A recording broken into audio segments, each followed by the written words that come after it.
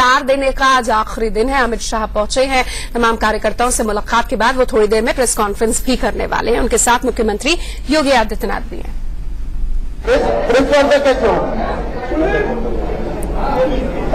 पहले आप रिमूव हुई जरा, तो प्रेस आगे बढ़ेगी।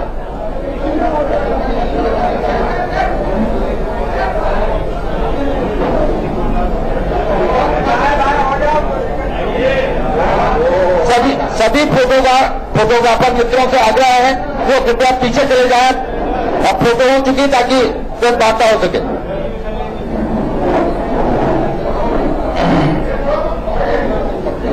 अरे भाई होगा, अब चलिए।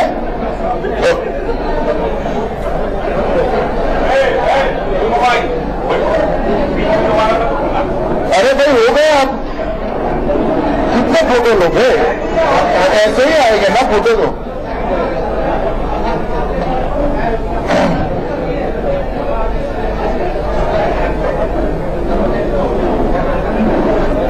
माननीय अध्यक्ष से मैं निवेदन करूंगा कि आप सब लोगों को संबोधित करें।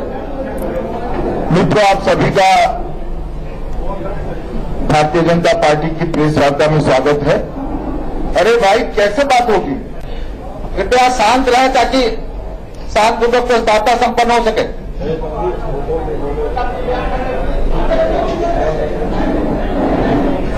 कितने फोटो लिए मगर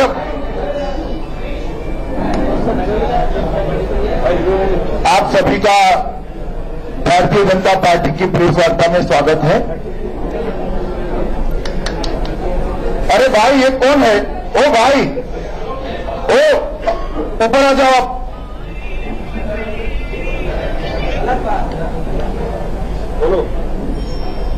आप सभी का भारतीय जनता पार्टी की प्रेस वार्ता में स्वागत है। आज ये प्रेस वार्ता मेरे 3 दिन के उत्तर प्रदेश के प्रवास के कार्यक्रम के निमित्त रखी गई और प्रेस वार्ता ऐसे मौके पे होने जा रही है कि अभी अभी भारतीय जनता पार्टी की नरेंद्र मोदी सरकार के 3 साल समाप्त हुए हैं और भारतीय जनता पार्टी की योगी सरकार के 3 माह समाप्त हुए। मित्रों, ये 3 साल के अंदर देश में देश की जनता बहुत बड़ा परिवर्तन महसूस कर रही है।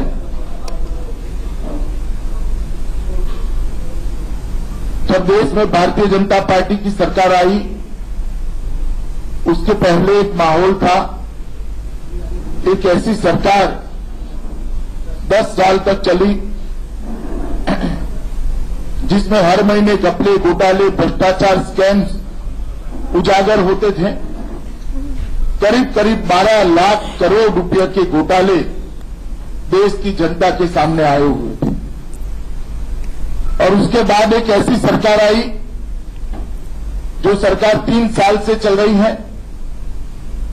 3 साल में हमारे विरोधी भी हम पर भ्रष्टाचार का एक भी आरोप नहीं लगा पाए। नरेंद्र मोदी सरकार आने के पहले यूपीए की कांग्रेस पार्टी की डॉक्टर मनमोहन सिंह सरकार जो चल रही थी, वो सरकार के लिए कहा जाता था कि इसको पॉलिसी पैरालिसिस हुआ।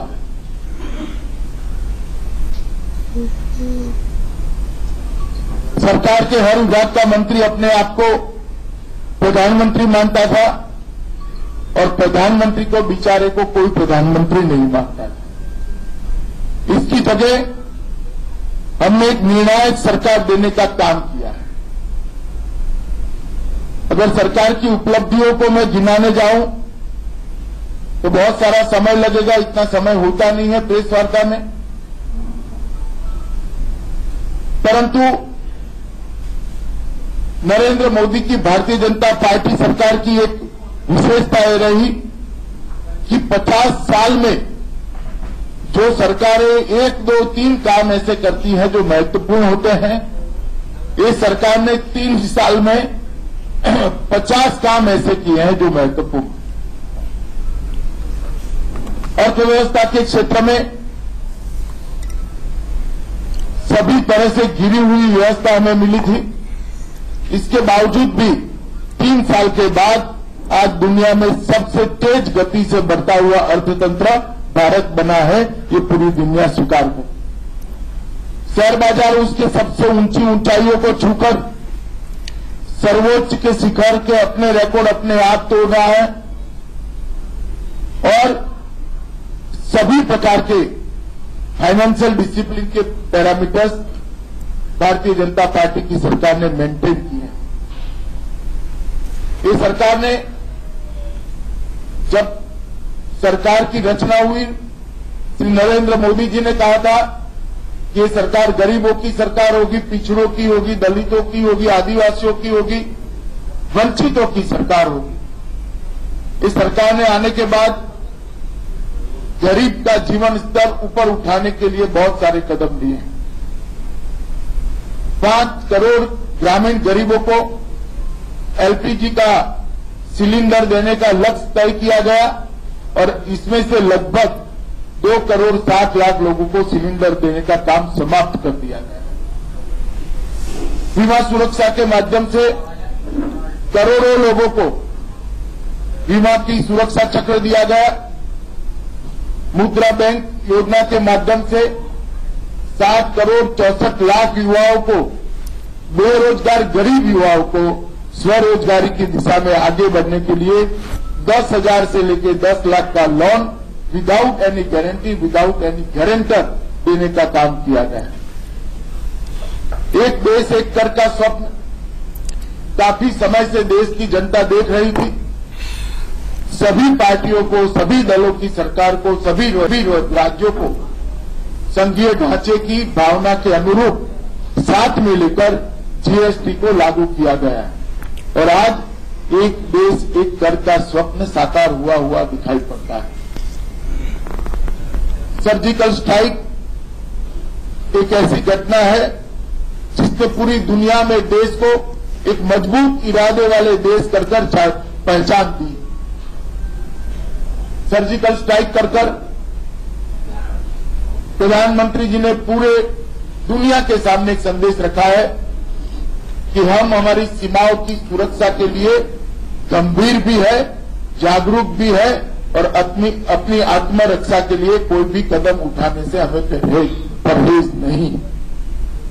1 रैंक 1 पेंशन का मामला सन 73 से डिमांड चली आ रही थी।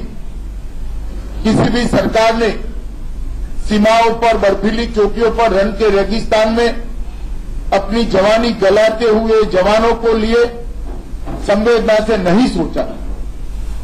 भारतीय जनता पार्टी की सरकार ने एक ही साल में 1 रैंक 1 पेंशन का मामला समाप्त कर देश के फौज के जवानों के मोराल को बढ़ाने का काम किया है और उनके त्याग और बलिदान को एक प्रकार से सम्मानित करने का काम किया है। इसरो पहले भी काम करता था, आज भी काम कर रहा है। पहले 1 उपग्रह, 2 उपग्रह, 3 उपग्रह छोड़े जाते थे। एक साथ 104 उपग्रहों को अंतरिक्ष के अंदर स्थित कर भारत आज अंतरिक्ष की दुनिया में ग्लोबल लीडर कर उपसा है। ओबीसी कमीशन को संवैधानिक मान्यता देने के लिए पिछड़ा समाज के लोग काका साहब कालेलकर रिपोर्ट से 1955 से लेकर आज तक मांग करते थे। भारतीय जनता पार्टी की सरकार ने ओबीसी कमीशन को संवैधानिक मान्यता देकर ओबीसी का, पिछड़े वर्ग का एक बहुत बड़ा सम्मान करने का काम किया है। देश के 19,000 के करीब गांवों में बिजली नहीं थी। पहले ही लाल किले के भाषण से प्रधानमंत्री जी ने घोषणा की थी कि सन 18 के मई के तक इस सभी गांवों में बिजली पहुंचा दी जाएगी। मुझे कहते हुए आनंद होता है कि 13,000 गांवों में बिजली पहुंचाने का काम समाप्त हुआ है और मई 2018 के पहले 19,000 गांवों में बिजली पहुंचा दी जाएगी।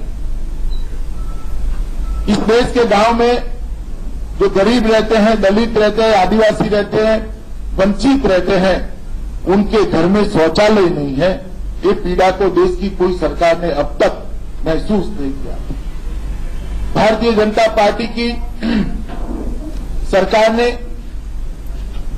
सरकार के माध्यम से और जितने भी सरकारी उपक्रम मुनाफा करते हैं, उनके मुनाफे में से हिस्सा निकालकर शौचालय बनाने का निर्णय किया और लगभग 4.5 करोड़ शौचालय देश के गरीब के घर में बनाने का काम समाप्त हो गया।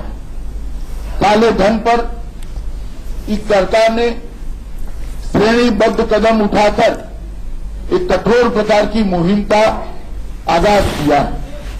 सबसे पहले एसआईटी बनाई। मॉरिशस, सिंगापुर, ये सारे रूट जहां से काला धन आता था उसको बंद कर दिए गए। उसके बाद में नोटबंदी के माध्यम से अरबों खरबों का काला धन जो धन कुबेरों के घर पे पड़ा था वो आज व्यवस्था में आया है। उसके बाद बेनामी संपत्ति का कानून बनाकर हम आए और बेनामी संपत्ति रखने वालों पर कठोर कार्यवाही कर पाए। इस प्रकार की स्थिति का निर्माण किया। सेल कंपनियों पर एक बहुत बड़ा अभियान लेकर उसको बंद करने की दिशा में सरकार आगे बढ़ी है। और सबसे बड़ी बात कि चुनावी राजनीति को काले धन की गिरफ्त में से छुड़ाने के लिए जो राजनीतिक दलों का चंदे लेने की मर्यादा 20,000 थी कैश की, उसको घटाकर 2,000 कर दिया गया। मैं मानता हूं मित्रों कि आजादी के बाद काले धन के लिए इतना बड़ा श्रेणीबद्ध वैज्ञानिक तरीके से कभी स्टेप्स नहीं उठाए गए।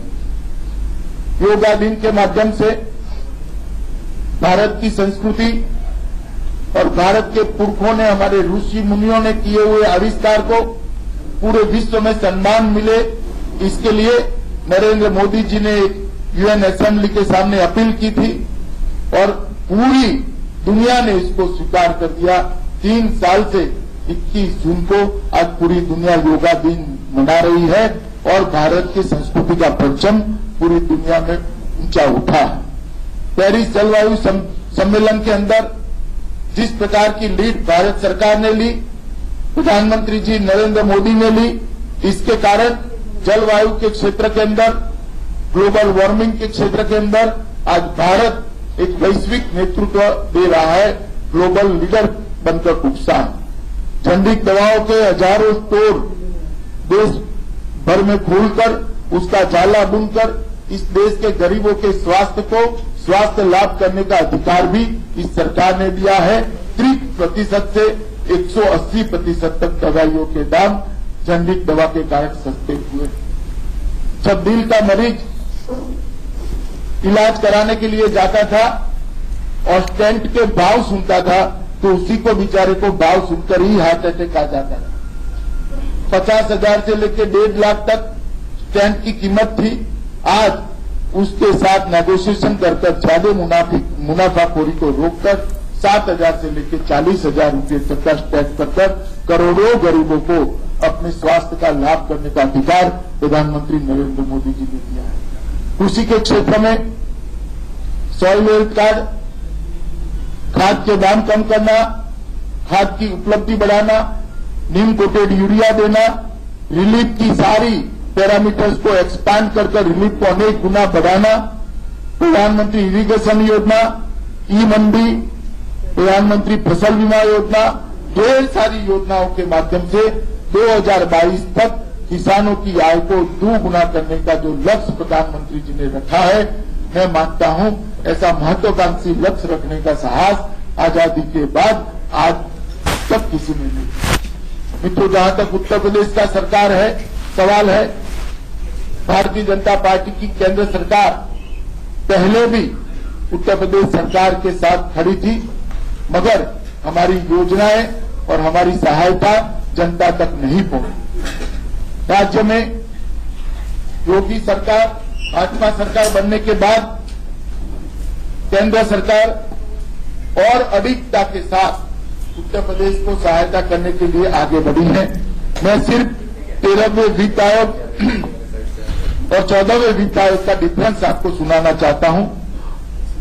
13वां वित्त आयोग जो यूपीए सरकार को रिप्रेजेंट करता है, उसमें केंद्रीय करों में यूपी का हिस्सा था 2,80,467 करोड़ 5 साल में, और 14वां वित्त आयोग जो एनडीए की सरकार का, भाजपा सरकार का, मोदी सरकार का कालखंड है, उसमें 2,80,000 करोड़ से बढ़ाकर 7,10,000 करोड़ किया गया है, 2.5 गुना बढ़ाया गया है। मतलब 5 साल में 4,30,499 करोड़ की बढ़ोतरी करने का काम किया है। अनुदान सहायता जो पहले 24,000 करोड़ मिला करती थी, उसको बढ़ाकर 48,000 करोड़ करने का काम किया है, मतलब 2 गुना किया है। राज्य आपदा प्रतिक्रिया निधि, डिजास्टर रिलीफ फंड, उसमें 1,597 करोड़ रुपया, 1,600 करोड़ रुपया मिलता था, अब 2,797 करोड़ मतलब 2,800 करोड़ रुपया दिया है, 1.5 गुना उसमें बढ़ोतरी हुई। लोकल बॉडीज ग्रांट के अंदर पहले सिर्फ 523 करोड़ रुपया उत्तर प्रदेश को दिया जाता था, अब लोकल बॉडी ग्रांट के अंदर 46,026 करोड़ रुपया दिया जाता है, मतलब 88 टाइम बढ़ोतरी हुई। इस सारों का योग मिला दे तो 4,77,805 करोड़ रुपया 5 साल में उत्तर प्रदेश को ज्यादा मिलेगा। इसके साथ साथ केंद्रीय योजनाओं में मुद्रा लोन में 72 लाख लाभार्थियों को फायदा मिला है। स्मार्ट सिटी में 571 करोड़, वाराणसी मथुरा हृदय के लिए 129 करोड़, अमृत मिशन के तहत 161 शहरों में 11,421 करोड़, गोरखपुर यूरिया प्लांट 6,000 करोड़, बनारस के 8 highway 8,000 crore, Kashi package 572 crore, Banaras trauma centre 150 crore, integrated power development 617 crore, rail विकास के लिए 36,000 करोड़, स्वच्छ भारत मिशन के लिए 168 करोड़, नमामि गंगे के लिए 368 करोड़, गंगा सीवरेज के लिए 7,400 करोड़, लखनऊ मेट्रो के लिए 6,880 करोड़, नेशनल वाटरवे के लिए 169 crore, Eklavya medical residential school के लिए 700 करोड़, मुद्रा स्वास्थ्य प्रबंधन कार्य के लिए 60 करोड़, प्रधानमंत्री Awas Yojana 200 crore, border area development plan के लिए 136 करोड़। ढेर सारे ऐसे हैं, मैं कुछ ही पढ़ता हूं। पूर्वांचल एक्सप्रेस वे के लिए 2100 करोड़, दीनदयाल ग्राम ज्योति योजना के लिए 6 करोड़, आईपीडीएस योजना के लिए 1,000 करोड़, सिंचाई सुविधा के लिए, बाढ़ प्रबंधन के लिए 2,900 करोड़, मार्ग का चौड़ीकरण के लिए 7,500 करोड़, ग्रामीण क्षेत्र में सरफेस सोर्स आधारित पेयजल के लिए 2,600 करोड़, नगरीय क्षेत्र में पेयजल के लिए 2,300 करोड़ और बोरिंग रिचार्ज और चेक डैम के लिए 500 करोड़। कुल मिलाकर अतिरिक्त 4,77 करोड़ के अलावे 1,39,052 करोड़ रुपया अतिरिक्त उत्तर प्रदेश को सहायता दी है। प्रधानमंत्री जनधन खाते लगभग 4.5 करोड़ उत्तर प्रदेश में खुले हैं, 25 करोड़ एलईडी बल्ब का वितरण किया गया है और उज्ज्वला योजना के तहत 59 लाख एलपीजी कनेक्शन देने का काम हो गया है और उज्ज्वल डिस्कॉम योजना के तहत 33,000 करोड़ और वे दिए गए हैं। ये सब का अगर योग करते हैं तो 6,57,219 करोड़ रुपया ये 3 वर्ष में दे दिए गए हैं। मैं पहले जो 477 बोला उसका डिवाइडेड बाय 5 कर मल्टीप्लाई बाय 3 कर 3 साल में नेट दिए गई राशि है 6,57,219 करोड़। पहले जो मिलता था इससे 2.3 टाइम ज्यादा है। यूपीए सरकार ने जो उसको दिया था उससे ज्यादा है। योगी सरकार बनने के बाद बिजली की परिस्थिति में भी बहुत अच्छा सुधार हुआ है। आप सभी महसूस करते होंगे। किसानों की ऋण माफी कर दी गई है। लगभग 38 लाख टन गेहूं की क्रय करने का काम किया है। उसमें आढ़तियों को साइड में रखकर सीधा इलेक्ट्रॉनिक ट्रांसफर किसान के अकाउंट में कर दिया गया है। गड्ढा भरने से लेकर बिजली के क्षेत्र में बहुत सारे सुधार, इरिगेशन में बहुत सारे सुधार। गन्ना के अंदर आजादी के बाद सबसे पहली बार जो देय राशि थी उसकी 90.58% भुगतान ये 3 महीने के अंदर करने का काम समाप्त कर दिया है। यही बताता है 3 साल जो भुगतान नहीं होता था, ये सपा बसपा की मिली भगत के कारण नहीं होता था चीनी मिलों के साथ। आज योगी सरकार बनने के बाद, भारतीय जनता पार्टी की सरकार बनने के बाद 90.58% गन्ना का भुगतान हो गया है। मैं मानता हूं ये बहुत बड़ी उपलब्धि है। ढेर सारे काम हुए हैं मगर बताने की मर्यादा है।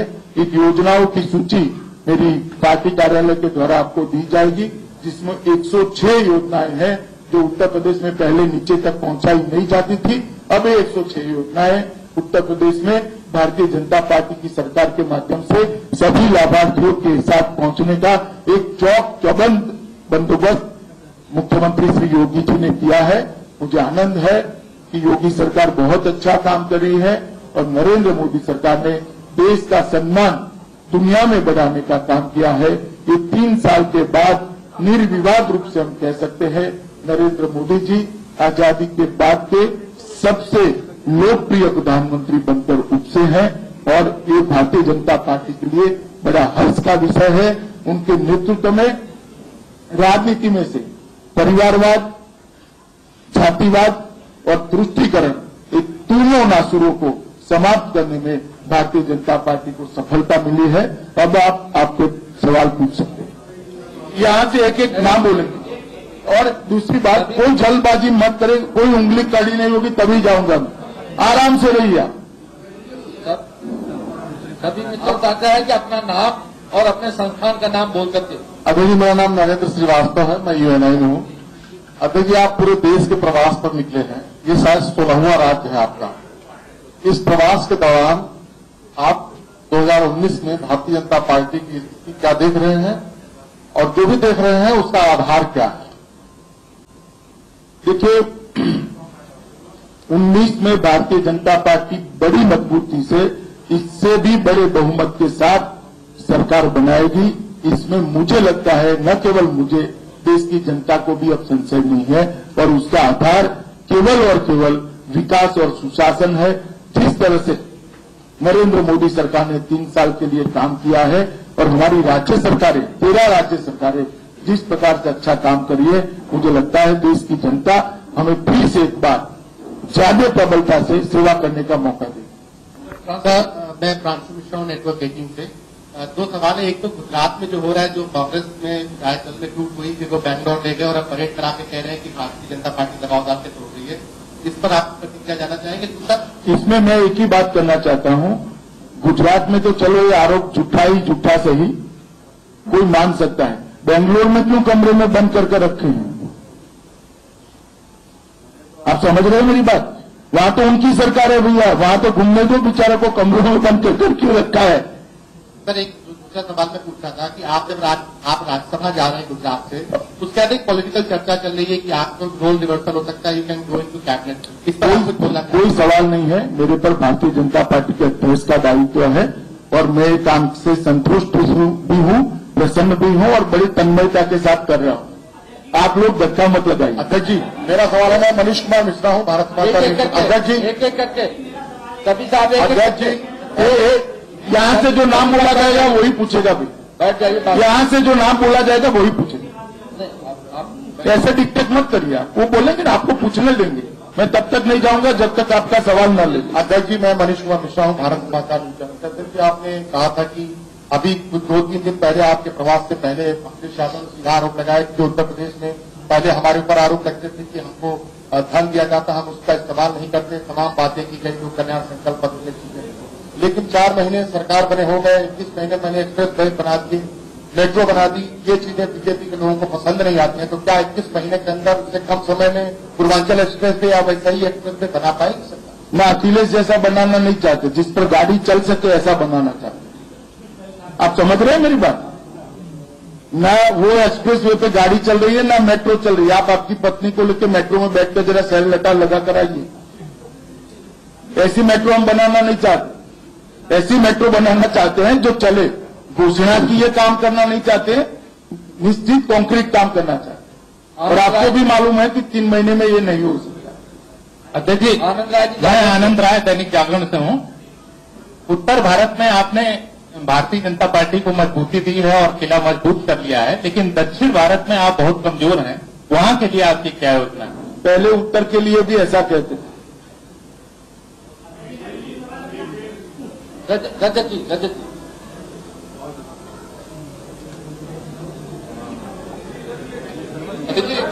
मेरा नाम रजत मिश्रा है, मैं सुदर्शन न्यूज से हूँ। मेरा सवाल ये था कि पंचनिष्ठा और भगवान राम की आइडियोलॉजी पे आप लगभग 18 राज्यों में इसमें शासन कर रहे हैं। आज देश के सबसे उच्च सदन में एक पार्टी के सांसद भगवान राम को लेकर अपशब्द कहते हैं। बिहार में एक विधायक को जय श्री राम का नारा लगाने के खिलाफ उनके ऊपर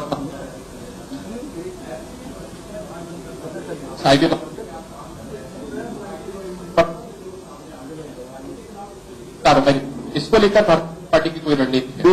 देखिए, देश के संविधान में किसी को भी मुकदमा दर्ज करने से कोई रोक नहीं सकता। मुकदमा दर्ज करने का आपको भी अधिकार है। मुकदमा दर्ज करने वाले पर आप कर दो, वो भी दर्ज हो जाएगा। यहां किसी को कोई रोक नहीं सकता। भाई, न्यायालय अपनी बुद्धिमत्ता से और अपने न्याय के पैरामीटर्स के आधार पर निर्णय करता है, और ये ऐसी बातें समाचारों में घूमती, आगे नहीं बढ़ती। हाँ भाई, नाम बोलो। एक मिनट। अध्यक्ष जी, मैं विद्याशंकर राय हूँ, इंडो एशियन न्यूज सर्विस से। मैं आपसे ये जानना चाहता हूँ, आपने 3 दिन बैठक की है, आपने सारे कुछ गिना दिया जितने 1000 करोड़ हमने दिए। क्या कानून व्यवस्था को लेकर आपने कुछ सरकार को दिशा निर्देश दिया है कि 3 महीने में लगातार चर्चा हो रही है? दिशा निर्देश लेने की जरूरत नहीं है।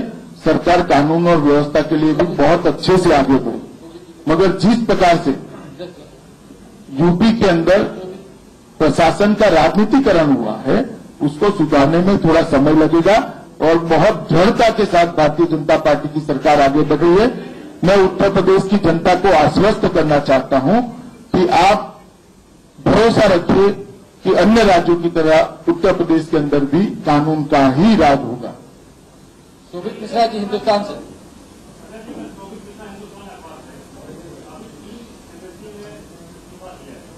है?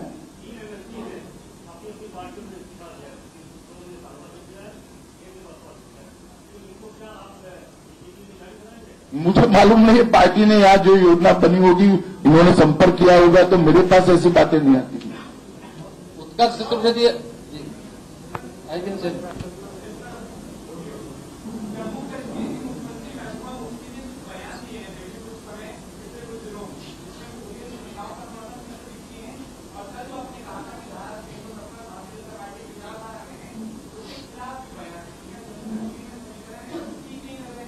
ना विजय उपाध्याय जी, दैनिक भास्कर।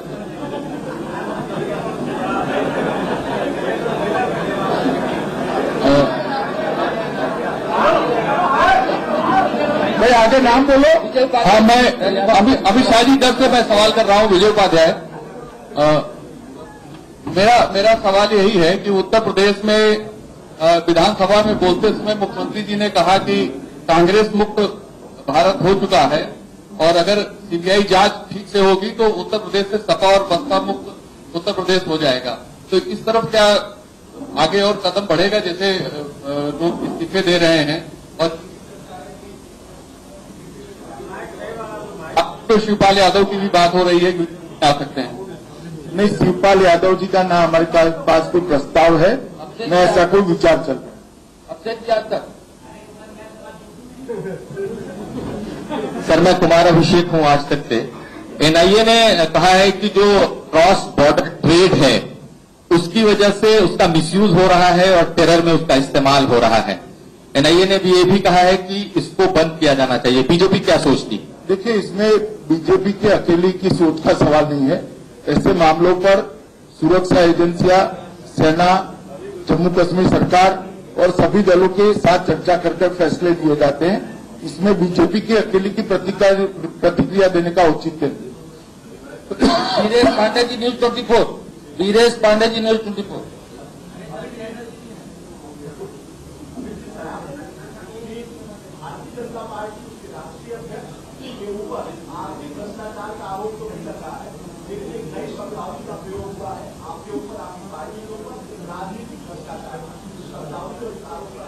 नहीं, मैं दो बात स्पष्ट कर देना चाहता हूं कि जिस प्रकार से अपप्रचार चल रहा है, जितने भी लोग भारतीय जनता पार्टी में उत्तर प्रदेश चुनाव के पहले ज्वाइन हुए, वो चुनाव के वक्त ज्वाइन हुए और चुनाव के वक्त ज्वाइन होने के बाद उनको जनादेश के लिए हमने जनता के समक्ष उपस्थित किया है और जनता के जनादेश मिलने के बाद ही वो सदन में आए।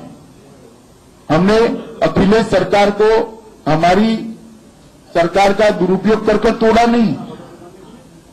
चुनाव के वक्त जो राजनीतिक दल के कार्यकर्ता होते 5 साल की उनकी सरकार का आकलन कर वो पार्टी में नहीं रहना चाहते, तो उनको अधिकार है कि चुनाव के पहले कोई नया दल तय करे और वो दल के अंदर ही वो दल के नाम से जनता के बीच में जाए।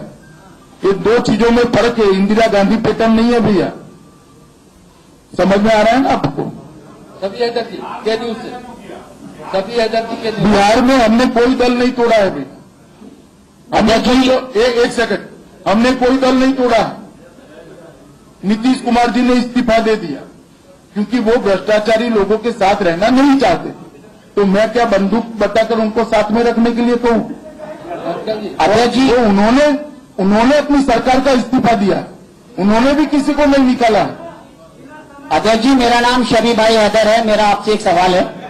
साथी ने पूछा कि जिन लोगों ने कुर्बानी दी है आप उनको रिटर्न गिफ्ट क्या करेंगे? जिन लोगों ने एमएलसी पद छोड़ा है वो आप रिटर्न गिफ्ट क्या देंगे? और एक चीज और है, ये जो रास्ते हमारे सस्ते में आप उठा रहे हैं। मोदी और योगी सरकार के कामों की तारीफ करते हुए साथ ही इस वक्त पत्रकारों के सवालों का जवाब दे रहे हैं अमित शाह। वक्त पर ब्रेक का